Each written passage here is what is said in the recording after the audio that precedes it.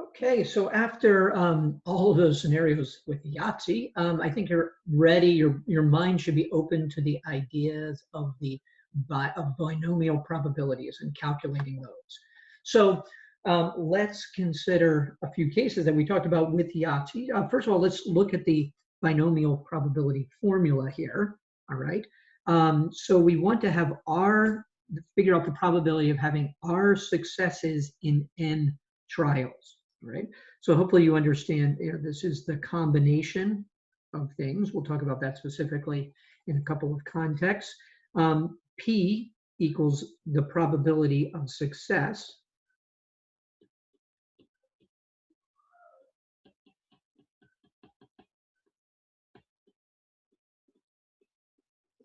Success.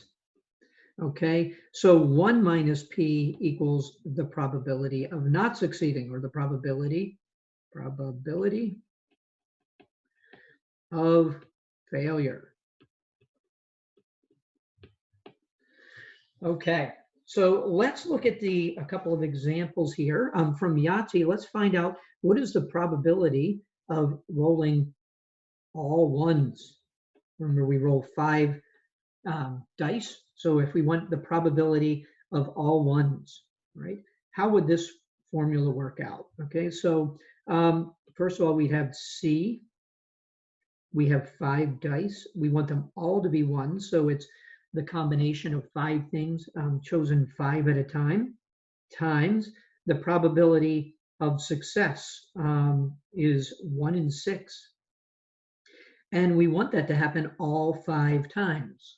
All right, so there are no failures. 1 minus or N minus R. Okay, so we can note that the N minus R is 0, so we don't have to take any factors of 1 minus P.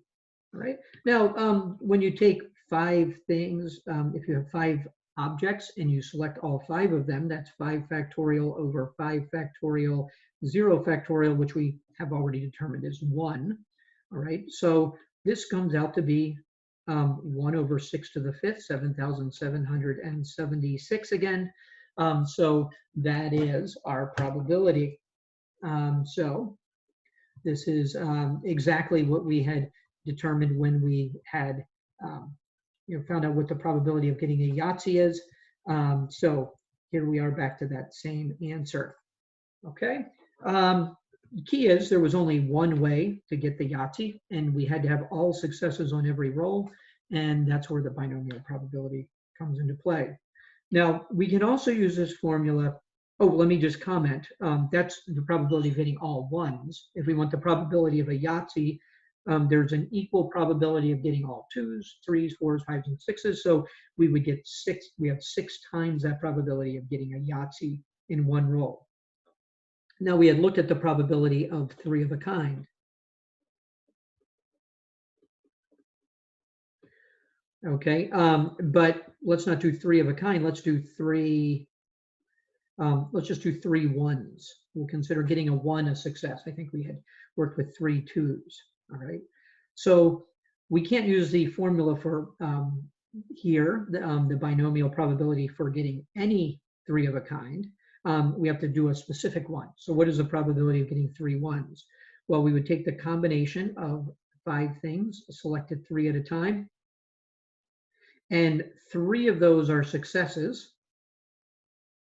So, that's 1/6 to the 3rd power, and we have 2 failures, so to speak. Well, each failure has a 5 in 6 chance of happening. Okay, so that would be 5 6 squared. Now remember, okay, this is the latter part of this is how we would get 3 1s and then 2 not 1s. And then this tells me how many ways I could arrange those 1s and not 1s. Okay, so this arrangement had turned out to be 10. When we had 5 objects chosen 3 at a time, that would be a 10. And so if we look at this, let me just compute this. Oh, we'll have a numerator of 250 actually, because it's 25 times 10. And the denominator, once again, is 7,776. Now, this was how we would get 3 1s. If we wanted 3 of a kind, we'd have to multiply that by 6 again in order to figure out all of the ways we could get a 3 of a kind. So that's not so impossible. Let's consider probability of getting 2 1s. What I want to show is that this actually gets much higher. In fact, it's fairly likely. Well, it's not so likely to get 2 1s, but it's pretty likely to get a pair of something.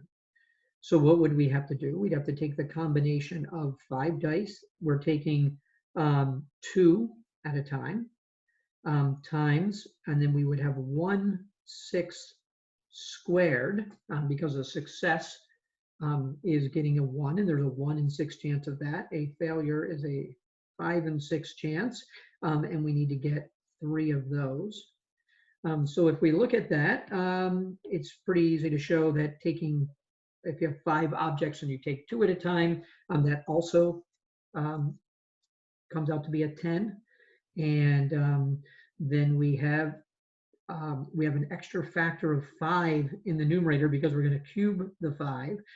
So we end up with 1,250 in the numerator out of 7,776. Okay. Now remember, that's the probability of getting a pair of 1s. So the probability of a pair on the first roll, a pair and no other pairs, only getting 1 pair, would actually, I have to be careful about this. With 2 1s, it's possible that I could have 3 of something else. The key is I can't have not 1. So I could actually have more than 1 pair. But the probability of getting a pair, I could coincidentally get more than 1 pair, or even a pair and a triple, maybe being a full house. But I would want to multiply the 1250 by 6. So let me real quickly do that. Whoops, enter 6 times 1250 is 7,500 over 7,776. So the interesting thing about this is it's more likely to roll a pair than not.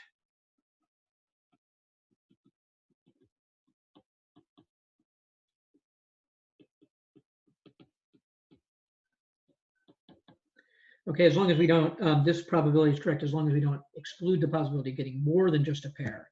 But it's pretty likely to at least get a pair on the dice. Okay, so that's not uncommon at all. In fact, it's pretty hard to not get any pairs. The probability of no pairs, okay, we can't do it the way that we can't use this new theorem, okay? On the first die, if you were to roll them 1 at a time, you can roll any number you want, okay? On the second die, if you don't want it to be the number you already picked, it goes to 5 and 6, okay? On the third die, 2 numbers have been rolled, so you're down to 4 out of 6 that work, and then it's 3 out of 6, and we're finally down to 2 out of 6. So we have our 7,776 in the denominator.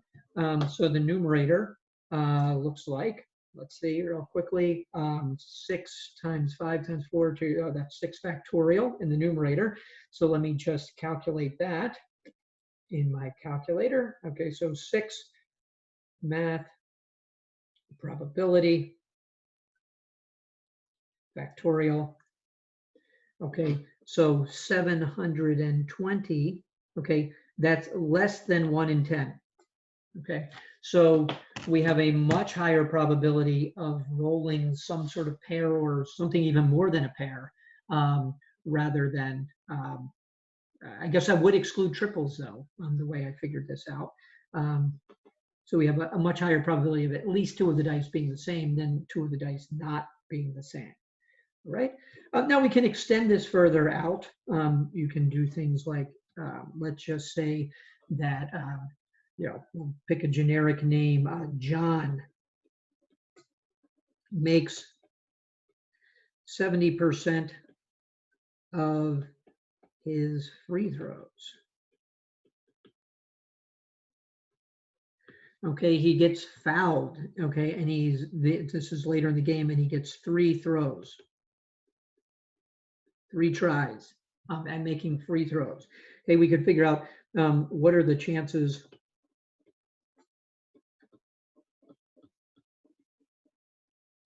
of making all 3. That's kind of boring because you can just multiply 0.7 times 0.7 times 0.7. But let's say of making 2 of 3. That's where the formula comes nicely into play. Okay, so the probability, he's going to have 2 successes out of 3. So it's the combination of 3 choosing 2 times, well, the probability of success is 0.7, and we want 2 successes, and the probability of failure is 30%, so we want 1 of those. So you can quickly, the 3 taken 2 at a time, there are 3 ways to do that. And so we can multiply 3 times 0.70 squared and times 0.30. So we can pretty quickly figure out what the chances are that he will make 2 out of the 3. So 3 times 0.7 squared times 0.3, whoops, 7 squared, I need to go down, times 0.3. It looks like there's a 44.1% chance that he'll make 2 out of 3. Okay. Now, if you said at least 2, then we would also want to figure out the probability of making all 3, which is just 0.7 cubed. There are no failures, and the combination of 3 things taken 3 at a time is just 1. So 0.7 to the 3rd power is 0.343, or 34.3%. So if we look at the probability of making 2 or 3, like maybe he needs to make 2 of them to win the game or tie the game. So there would be, close to an 80% chance that he would either, make 2 or 3, both of which would be good things, right? Now this can also come into play with our modern situation. We have the coronavirus and tests are coming out. So if a coronavirus test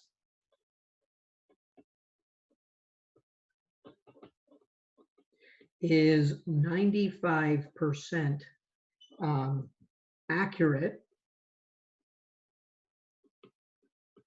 and it gives 5% of false positives. Okay, so let's consider the situation. Most people don't have the virus.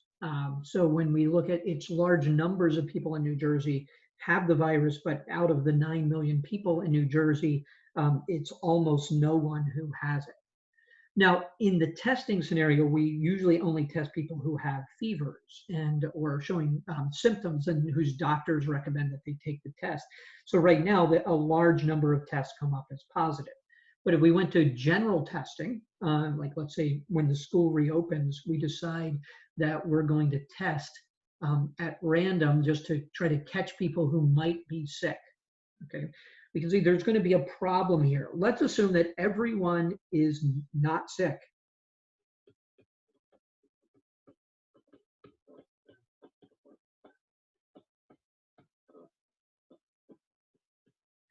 Okay, if someone is not sick and you identify that they are sick, it means they have to go home. They will be quarantined for 2 straight weeks to see if they develop any symptoms and to see if they're, before they can come back to school.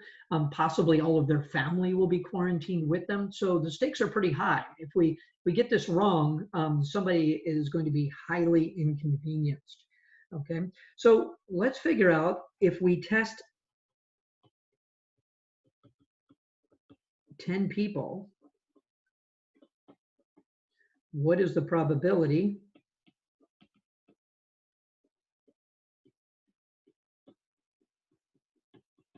of, let's first consider 1 false negative. Okay, so what could we do to figure out the probability? We could take, we have 10 people, so that's, let me write this as a combination. So as a combination, this would be 10. We're figuring out the probability that one of them comes up as a false negative. Okay, so let's consider a 10 combination 1. Okay, now this is kind of weird. We're going to consider the false negative being a success because we want to figure out the probability that we do get one false negative. So it's a little bit backwards in logic, but since it's the probability that one will be false, it would be 0.05 to the first power and then 0.95 to the ninth power. Okay. Now, quickly, if you have 10 things and you take them one at a time, all right, the probability, if you take 10 with 1 factorial, let's look at that combination real quickly. That'd be 10 factorial over 1 factorial, 9 factorial. Hopefully you can see that there are 10 ways to get that, okay? Either if you have 10 people getting tested, any one of the 10 could be the one that gets selected as being the false negative. So there are 10 different ways of doing that. Let me pause while I compute this number. Okay, so I computed it, and as a percentage, that's 31.5%. So if we were to do this over multiple days, let's say we test 10 people every day, while on any given day it's not likely that we would get a false positive, 30% chance is still relatively high. And if we did this all week long, the odds would actually be in favor that we would send somebody home who shouldn't have been sent home. And now we also, there are smaller probabilities of this, but it's possible, we've only considered the probability that one of them has a false negative. We actually should do the probability of 2 false negatives, okay, plus the probability that we would get 3 false negatives, plus the probability that we would get 4 false negatives, all the way down to the probability that we get 10 false negatives. Now, you can hopefully understand the chances that we would get 10 false negatives are so small, we really wouldn't worry about that. But let me compute a few of these relatively quickly. All right, so if we wanted to do the 2 false negatives, this wouldn't be 0. We have to actually add all of these things up. So this would be C10 2, 0.05 squared. Now, because the 0.05 gets squared, that's going to bring this number down a bit. But the combination of 10 things selected 2 at a time is actually significantly bigger than when we take 1 at a time. So this is 0.95 to the 8th. This one would be the combination of 10 things selected 3 at a time times 0.05 cubed. Now, there's that 0.05 is a small number, and we're going to cube it, times the failures would be, there would be 7 failures, and then we would have to fill in 10 times 0.05 to the 4th power and 0.95 to the 7th. I'm going to pause and calculate these out, and let's see if there's a pattern here. Okay, so I worked out the first 4 of the other possibilities, and what you can see is that the numbers get smaller and smaller, okay, very quickly. So now the combinations are actually getting larger until we get to 10, 5. The numbers of ways that it could happen keep growing, but because we keep multiplying by an extra factor of 0.05 or 1/20th, that ends up overcompensating and bringing the number further and further down. So we can say by the time we get down to here, we can assume this is so small that we'll just call it 0. But it is important that if we wanted to look at all the ways that this could give us false negatives, this is getting to be a more significant number. So if we add them up, it's approaching a 40% chance that on any given day, testing 10 students who are perfectly healthy, we'd have a 40% chance of having to send somebody home for a couple of weeks. Now, that might not be the end of the story. If we test them and they come up positive, we might send them for a better test. So we might just send them home and ask them to get a better test that actually is sent off to a lab that has a lower probability of getting a false negative. So they would probably just have the inconvenience of being sent home and having to go to their doctor and getting tested more thoroughly before they could come back to school. So it might not be a bad way to screen people, even though we do have a relatively large percentage probability of sending people home incorrectly. The cost of sending somebody home for a day, if they can get tested quickly by a doctor, might be low compared to the cost of having somebody who is infected staying at school. Okay, so we will end there.